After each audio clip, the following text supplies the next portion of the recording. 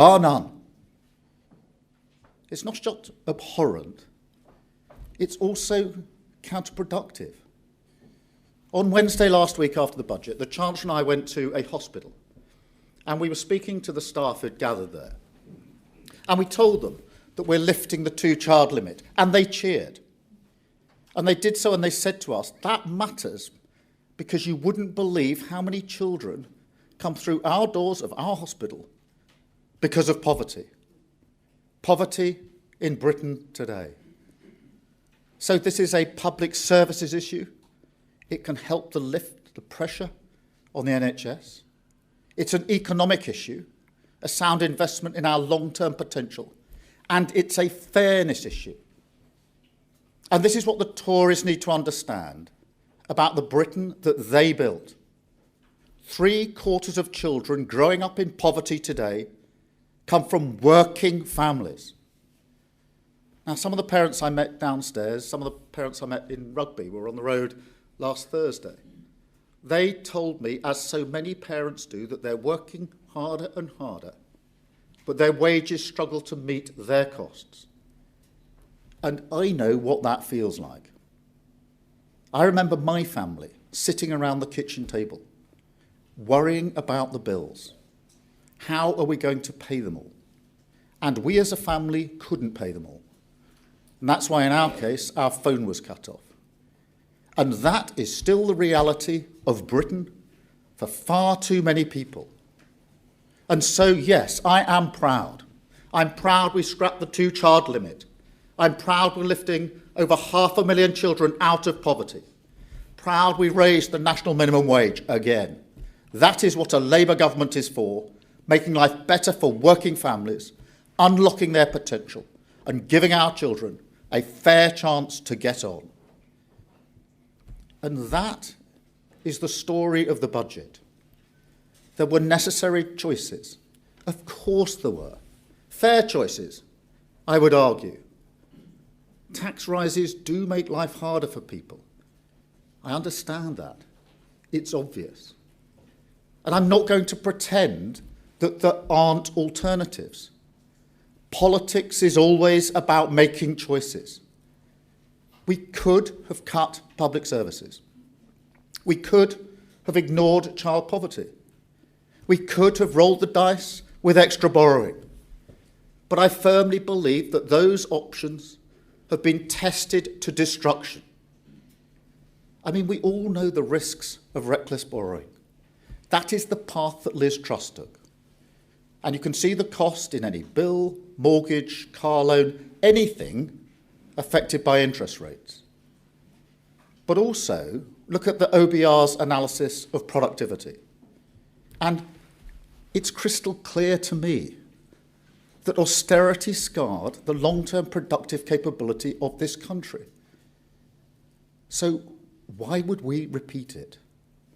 That is what we inherited. Public finances and public services in total crisis. Growth weak for years.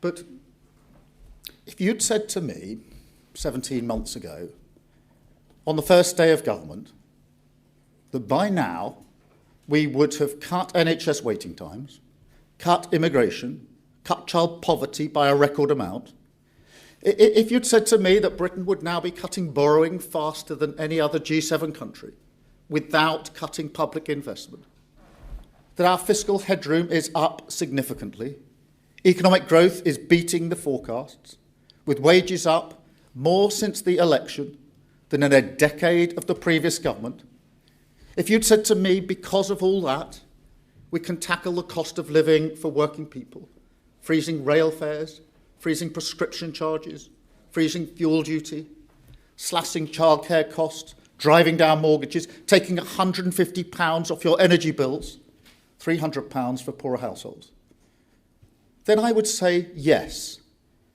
That is a record to be proud of. And I am proud. I'm proud the public services.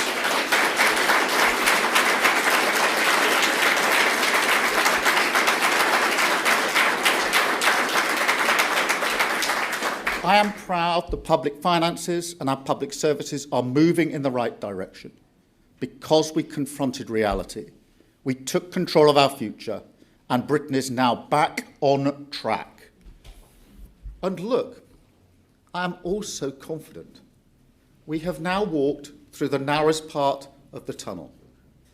Because while I know it's still hard for lots of people, while I know the cost of living crisis is not gone away, in the year ahead, you will see the benefits of our approach, not just in the national statistics, but in your communities.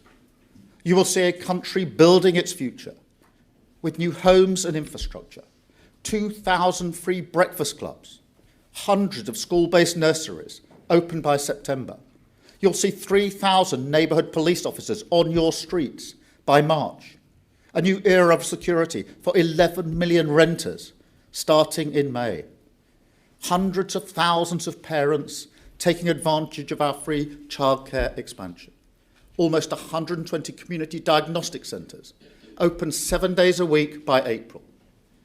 You will see NHS waiting times coming down further. Wages still rising faster than prices. Immigration still falling.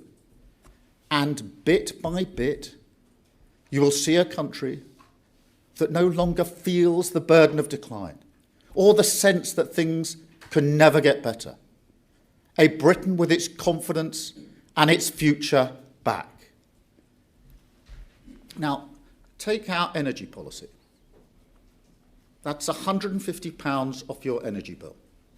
£300 if you're really struggling. Now, think about what that means to a family. Worried about whether to put the heating on a cold day, or worried that if they switch it on for too long, they might have to cancel a day out with their kids.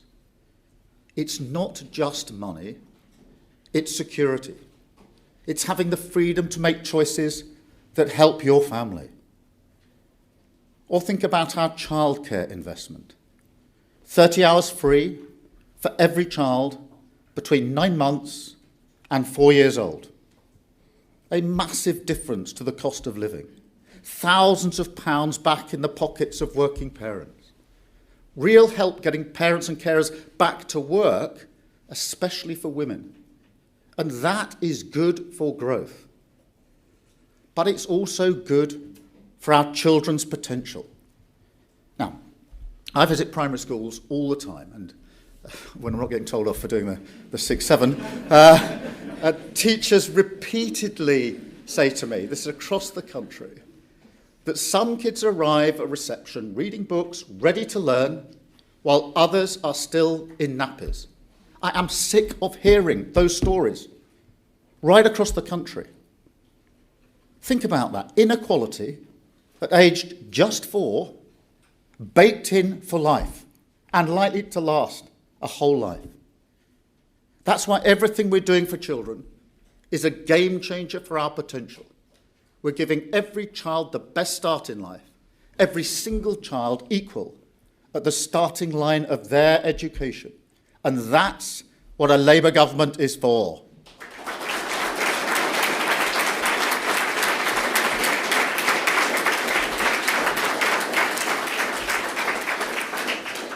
And look, when it comes to economic growth and living standards, we're confident we can beat the forecasts. We've already beaten them this year. We are in control of our future. We've already struck trade deals that are attracting billions of pounds of investment. We're removing barriers to business right across the economy, in planning, industrial policy, pension reform, artificial intelligence, capital investment.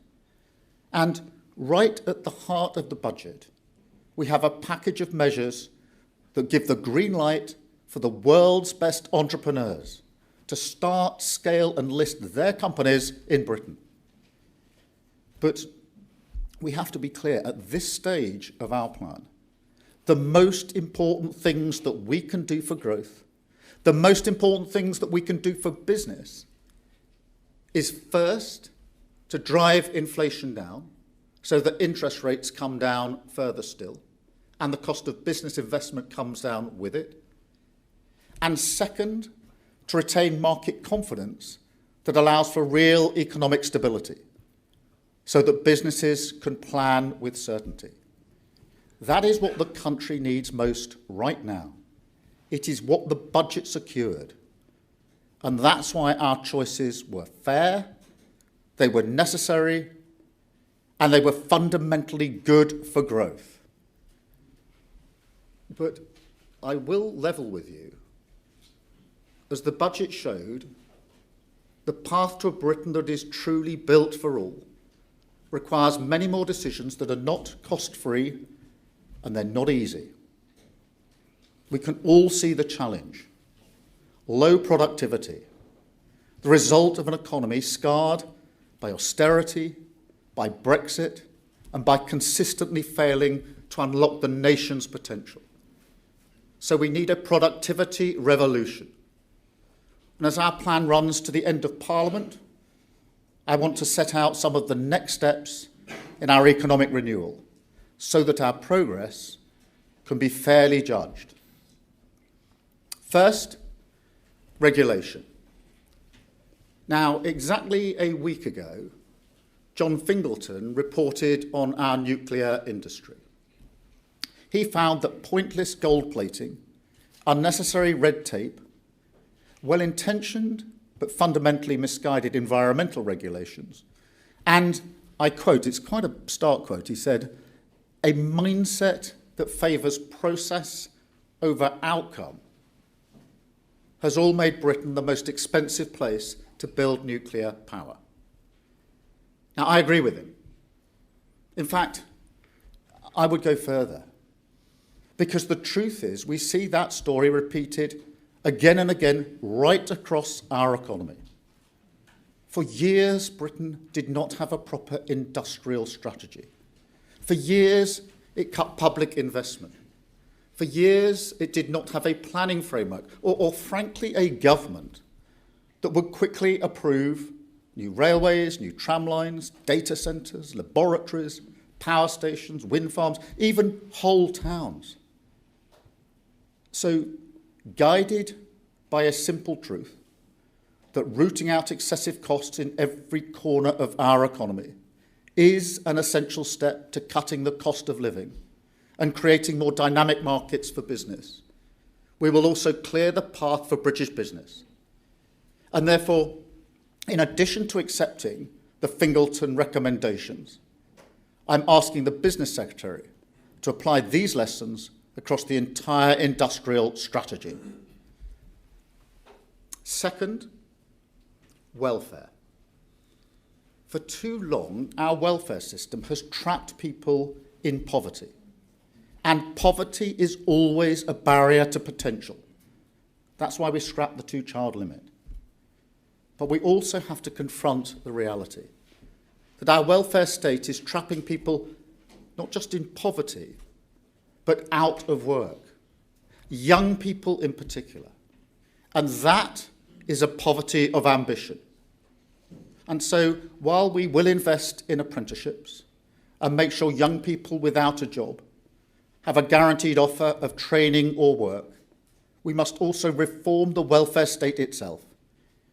That is what renewal demands. Now, this is not about propping up a broken status quo, nor is it because we want to look somehow politically tough. The Tories played that game, and the welfare bill went up by £88 billion, and they left children too poor to eat and wrote young people off as too ill to work. That was a total failure. So we've asked Alan Milburn to report on the whole issue of young people, inactivity and work, because we need to remove all the barriers which hold back the potential of our young people.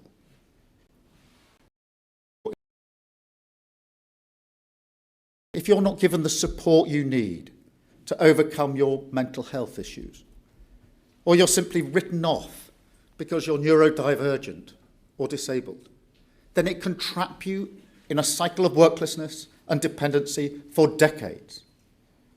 That costs the country money, is bad for our productivity, and most importantly of all, is a massive waste of potential.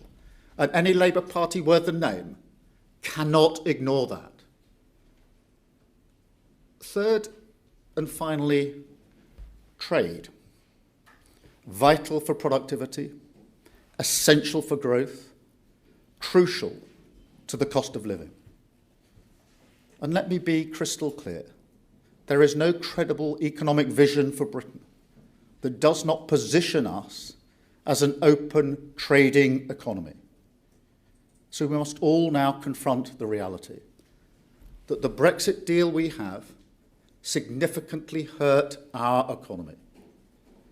And so for economic renewal, we have to keep reducing frictions. We have to keep moving towards a closer relationship with the EU. And we have to be grown up about that, to accept that this will require trade-offs. That applies to our trading relations right across the world. And as you've seen already with this government, there are deals to be done if you're committed to building relationships. That's what we've done with the US, it's what we've done with India, and it's what we've done with the EU. And we will keep going. We will continue to reject drift, to confront reality, and take control of our future. That is what the budget achieved last week, and we will build on it. A long-term plan for the economic renewal of this country. A Britain that is free from decline, confident about its future, and with the potential of every single person unlocked. Truly built for all. Thank you very much. Thank you. Thank you.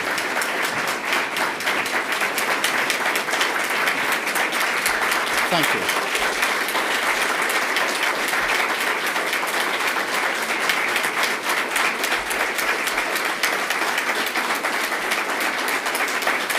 Thank you very much. Thank you. I'm now going to take a number of questions from the media. I've got a list here. It starts with Chris Mason, BBC. I see Chris here. Thank you, Prime Minister. Chris Mason, BBC News. As a former lawyer, you'll be familiar with the concept of people offering the truth, the whole truth, and nothing but the truth. Isn't the reality that in failing to be candid about the breadth of what she knew at her pre-budget news conference, the Chancellor misled us? And if I may, on reform of the welfare system, how fundamental is it to you that the benefits bill starts to fall? Thank you. Well, look, on the build-up to the budget, let me just step through that in some detail, because there was no BR productivity review. The result of that was there was £16 billion less than we might otherwise have had. That's a difficult starting point for any budget. We had already made commitments, which I think I've expressed to you and many others many times over, that we were going to protect our public services, particularly the NHS, to cut borrowing costs and to bear down on the cost of living. So we had, on the one hand, £16 billion less than we might otherwise have had. We had clear commitments that we'd made throughout the process as to what it was we were going to achieve. Therefore, against that backdrop, it was inevitable that we would always have to raise revenue. So there's no misleading there. During the overall process, the numbers improved. And there was a point at which we thought, myself included, that we might have to reach for a manifesto breach of some significance. I didn't want to get to that place, but I recognised we might have to. As the process then continued, it became clear to me and others that we might be able to do what we needed to do with our priorities without that manifesto breach. And that's what we did with the fair and necessary decisions that we took, which did, to root back to where I started, made good on the principles, which was protecting public services and the NHS in particular, where record amounts have gone in, and hence the waiting times coming down, which did help with borrowing costs, because I was determined that we needed to have bigger headroom than we had last time, and we more than doubled it, which has been very significant part of the budget, not easy to do for obvious reasons. And we were able to, and are able to, bear down on the cost of living, hence the £150 off people's energy bills, and the measures we're able to take in relation to the two-child benefit. So the review put us in a bad place to start with.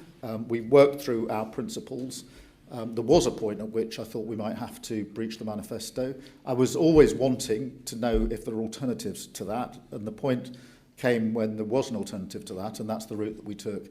Thank you very much on that issue. On welfare, look, there are a number of aspects to this. The welfare bill has gone up extraordinarily under the last government, but there is also what I would call a moral mission. I've been particularly concerned about young people, best part of 1 million young people who are not in work and not learning. And over and above any other issue, I think it's a moral issue, because I know all the evidence points to this, that if you're not earning or learning at that age, the likelihood is it's going to be that much more difficult to get into earning and learning later in your life, and therefore there's a real moral element to this as well. Thank you very much, Chris. Can I go to Sky? Beth, please. Thank you very much. Beth Rigby, Sky News. Prime Minister, we found out from the Office of Budget Responsibility that the Chancellor, with your backing, misled the public on November the 4th when she warned about a black hole in the public finances without telling us the second bit, that higher than expected tax receipts meant the economy was in a much healthier position than the Chancellor publicly suggested to all of us and to the country. A Cabinet Minister has told me this morning they do feel misled. How do you respond to that as Prime Minister? And can you really commit to driving through welfare cuts, given that some at your top table don't have confidence in you? Thank you. Thank you very much, Beth. Look, there was no misleading.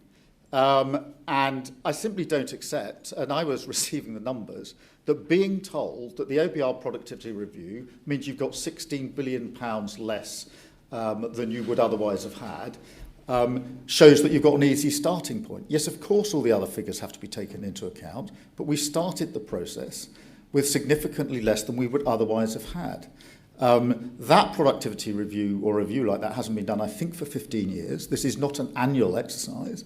It's an exercise that was done this year. I'm not sure why it wasn't done at the end of the last government, if I'm honest about it, because that would have seemed to me a sensible time to have done it. But it was done. The net result was £16 billion less than you would otherwise have got.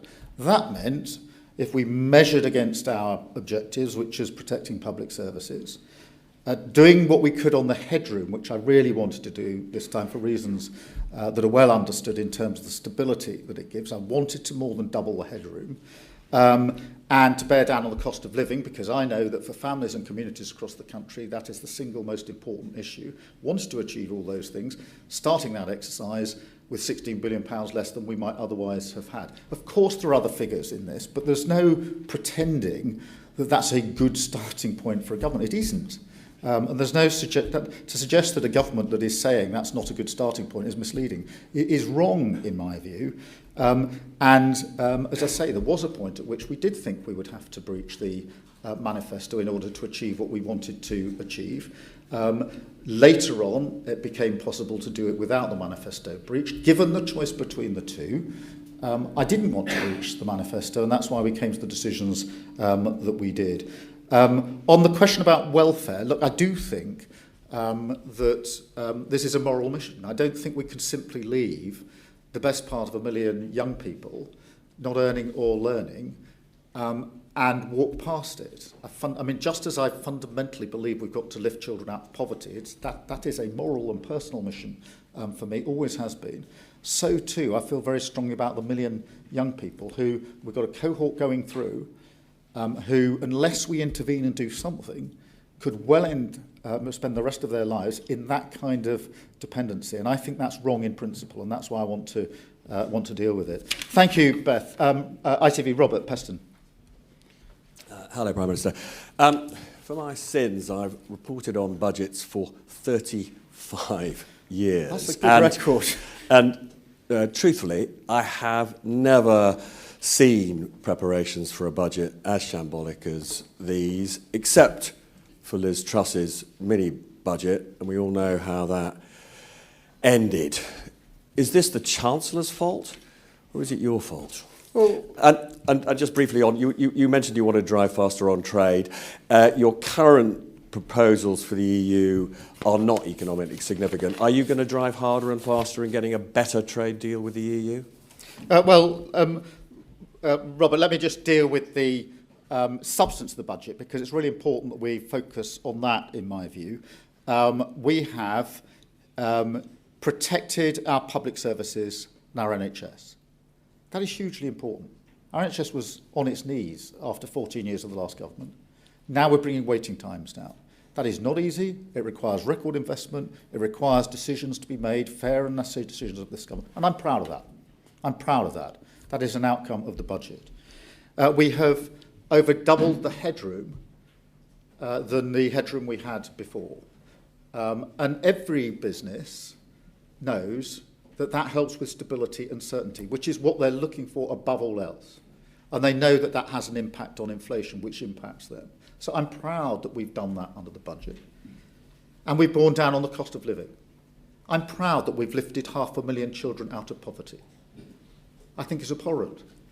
I think the idea we've had for the best part of 10 years, that if you have this cap in place, it would have any effect other than dragging hundreds of thousands of children into poverty, has been tried and tested to destruction. The only effect of it was to drag hundreds of thousands of children into poverty. And we're ending that under this budget, and I'm proud of that. I'm also...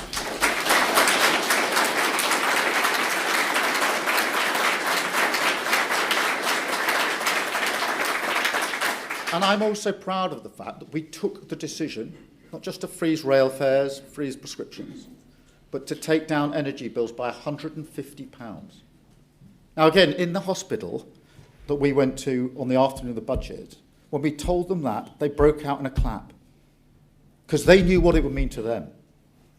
They knew what it would mean to them. Whatever happens in the Commons and the toing and froing in the Commons, go and talk to staff in the NHS, and they clap when you tell them you'll bring down their energy bill. So I'm glad we're now on the substance of the budget, and on the substance of the budget, I'd defend it any day of the week. They're the right steps for our country, and I'm proud that we've taken them. On trade, Robert, look, we do need to get closer to the EU. It is clear from all of the analysis that the deal that we've got has hurt our economy.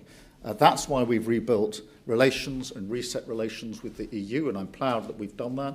That is why we're moving forward. We had the mandates agreed for the SPS agreement, and that will drive down costs in supermarkets significantly, particularly food costs, and the emission trading scheme just in the last week or two. So we're making progress on that front.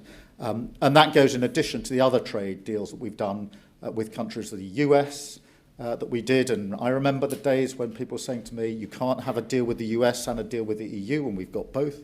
And the deal that we did with India, which it had been in the making, I think, for 8 years until we came along and actually did the deal. So I'm proud that we're making that progress. Thank you very much. I'll go to Chris Hope from GB News. Chris. Chris Hope, GB News. Prime Minister, you wanted to tread lightly on our lives before you were elected. You were different from the Tory party, but aren't you exactly the same? From David Lammy repeatedly not being clear about an escaped migrant in the House of Commons, to Rachel Reeves talking about a black hole that wasn't actually there.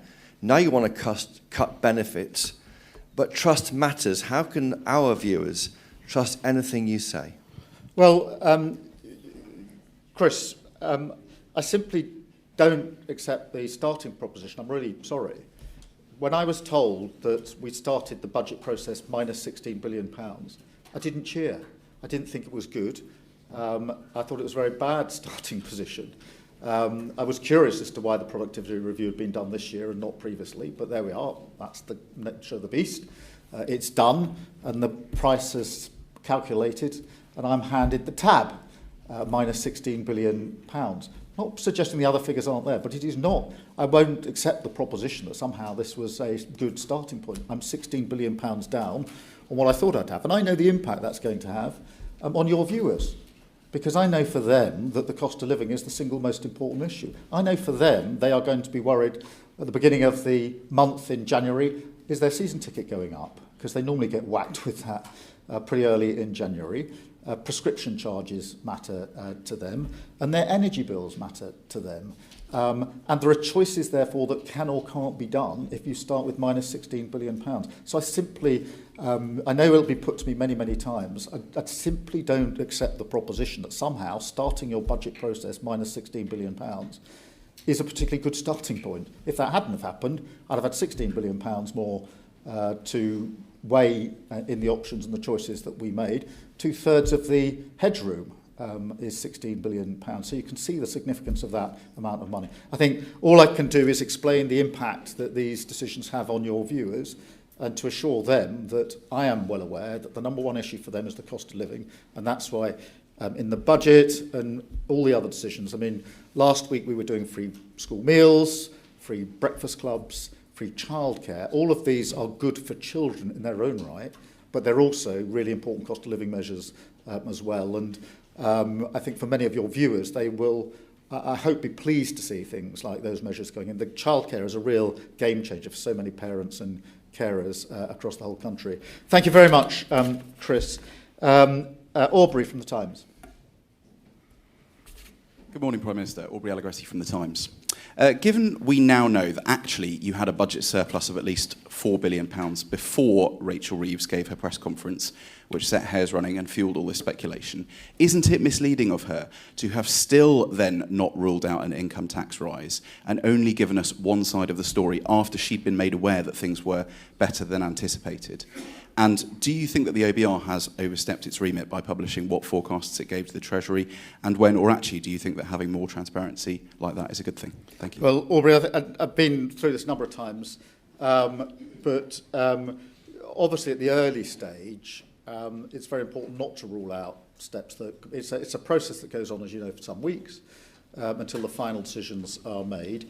But to be told at the beginning of the process, you're £16 billion worse off than you might otherwise have been is a significantly difficult starting point. We could have made other choices. I could have said, I know we said we would protect the NHS, but I've decided now not to. We're going to cut the funding to the NHS and let it go back to where it was under the last government. I wasn't going to do that. We could have said, well, I wanted to more than double the headroom, but we're not going to do that anymore. I was concerned about that and wanted to make sure that we had a significant headroom for reasons that are obvious to the markets and to business. And we could have said we're not going to bother about any of the cost of living measures. We know it's the number one concern to voters, but we're just not going to do it. I fundamentally disagree with that. And therefore, of course, it was right that we flagged that we started in this position. And my strong view is it would have been wrong to rule out of measures that would have to be taken as a result, and in fact were taken, because there were tax rises in the budget, as you and others have pointed out to me a number of times. In relation to publishing the figures, look, that's a matter for Richard Hughes, I think, to explain rather than me. Good. I've got Guardian, Jess. Hi there, Prime Minister. Jess Elgott from The Guardian. You've said a few times in this speech that you don't believe or will beat the OBR's gloomy forecasts on growth or living standards. You're clearly very angry at the timing of the productivity downgrade. And you've given them figures that you know you'll probably never have to do on spending cuts before the next election. What is the point of the OBR if it clearly doesn't command your confidence? I'm not angry at the productivity review. It's a good thing that reviews like that are done from time to time. I'm bemused. Myself, I feel that doing it at the end of last government and before we started might have been a good point to do a productivity review so we could know exactly what we were confronted with. Doing it 15, 16 months into a government, it had to be done sometime, but picking up the tab for the last government's failure it's been the nature of the beast, frankly, for the last 16 months, but it was given a special emphasis in that exercise. So I'm not angry. I'm just bemused as to why it wasn't done at the end of the government rather than done now. But but I'm not saying that these reviews aren't important, etc. On beating the forecast, look, I am confident, and I'm confident because the forecast that was given to us for 2025 for economic growth was 1%, and it came in last week at 1.5%. That's a 50% overreach on the forecast. So I know these targets can be beaten, and we are absolutely out to defy the forecasts and beat them, just as we've already done this year. On the OBR, I'm very supportive of the OBR. I'm very supportive of the OBR. It is, in my view, vital for stability and inbuilt in our fiscal rules, which I've said a number of times are ironclad. So, look, I'm not going to suggest that what happened last week, which was the entire budget being published before the Chancellor got to her feet, was not anything other than a serious error. This was market-sensitive information. It was a massive discourtesy to Parliament. It's a serious error, and there's an investigation that's going on. But as for the OBR itself, I'm very supportive of the OBR for the reasons I've set out. Vital for stability, vital and integral to our fiscal rules, which I've said a number of times are ironclad. Thank you very much, Jess. I've got Lizzie from the Mirror. Prime Minister, Lizzie Buckham from the Daily Mirror. You talked about looking again at welfare reform, but you failed to pass your measures the last time you tried. Can you take your MPs with you this time, and would you take the whip off people if they oppose cuts to welfare? Well, look, on this issue in welfare, I'm focusing particularly on young people. I do think there's a general consensus that it is a moral mission. I mean, there aren't many people who are comfortable with, nor should they be, the fact that there's nearly 1 million young people who are, very stuck with not earning and not learning. And my worry, as I say, is that is something that isn't a short-term thing that happens just for a number of years and then it's sort of back into work, back into learning, and everything's fine. My big worry is that all of the evidence I've seen shows that if at that age that's the situation, the likelihood is it's going to go on for decades, and that's going to impact that cohort. I think it's generally, there's a strong consensus that we must do something about that, and we will do something about it. I've got Jack from The Sun, Jack Elsom. Thank you, Prime Minister. Just to pick up on a point which Chris made at the beginning, is it your goal that welfare spending by the next election will be coming down and not up? And then just secondly, your Chancellor in the budget and over the weekend says that she was asking ordinary workers to contribute a little bit more. But what is your message to people who aren't contributing at all? Thank you. Certainly in terms of the welfare, but we've got 2 reviews going on, as you know, the Sims review and the Milburn review. We need to let them complete their course. It is a moral mission. But I've been outspoken a number of times on the fact that the last government lost control of the welfare spending, and like all things, it falls to us to pick up the mess that they have made. In relation to, look, we are asking everybody to contribute a little bit more. I do think it's really important to appreciate with the 2-child limit that 3/4 of children in poverty are in working families. It's the working poor we're dealing with here. That is families who are working but can't make enough money from their wages in order to pay their bills and keep their children out of poverty. I think we should do something about that. I think it's the right thing to do for children. I think it's the right thing to do for the NHS. I was really struck spontaneously last week by the strength of feeling in the hospital, that if we were able to deal with child poverty, it would bring the number of children going into hospital down and have a real impact on the NHS budget. And it's not me saying it to you. This is what the first reaction of the staff in hospital was to that effect. And I genuinely think it's really important for the economy. If we want our economy to grow, and we do, we have to ensure that every single person can contribute to that.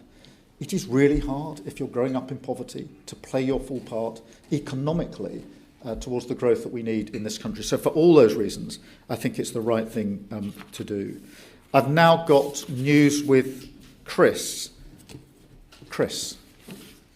Thank you, Prime Minister. Good morning, Prime Minister. Chris Chandler, News with Chris. The government is lifting the 2-child benefit cap from next April, but with working families being told they need to contribute more and the 2-child benefit cap not being lifted from next April, what reassurance can you give families right now that are struggling this winter as it approaches? Yeah, well, for families struggling this winter, I want to give the reassurance that we're taking a number of measures on the cost of living, because I think for them, that's probably the thing uppermost in their mind. Can I make ends meet? Can I pay the bills? as I said in my speech, that happened to me when I was growing up. We didn't have enough money to pay all of our bills. We had to do what families are doing now, which is to sit around the kitchen table and make the difficult choices to which bills we wouldn't pay because we couldn't afford to do so. That was the old days of landlines, but that's why we had to have the phone cut off, because we couldn't pay the bill. In those days, that meant the end of your phone. But those are the decisions that families are going through this winter, and that's why what I'd say through you to them is we are taking measures in relation to rail fares, to prescriptions, energy bills down by £150. For those that are struggling most, that's on top of the 150 that we're already taking off for. So last winter, 3 million families that needed it most had their energy bills reduced by £150. We've extended that to 6 million of the poorest families, those struggling most this winter. So for them, there's that additional benefit as well. And for any of those through you who've got children who can benefit from free breakfast clubs, from free school meals, the free childcare, which downstairs there's a nursery where you see firsthand the evidence of this, from 9 months to 4 years, does save a significant amount of money, does mean that parents and carers can get back into work if that's what they want to do and earn a little bit more. And it's hugely important for children, because I fundamentally believe that children aged 4 ought to be at the same point on the starting line. And as I said in my speech, I'm sick of hearing that children aged 4, some of them ready to learn, some of them in nappies. It's not a slogan in a speech. It's really something we should all be concerned about. We're beginning to end that. So thank you very much, Chris. And I've got News ASB Andrew. Andrew. Good morning, Prime Minister. What guarantees can you give that your government will be transparent about fiscal realities, even if the news is politically inconvenient?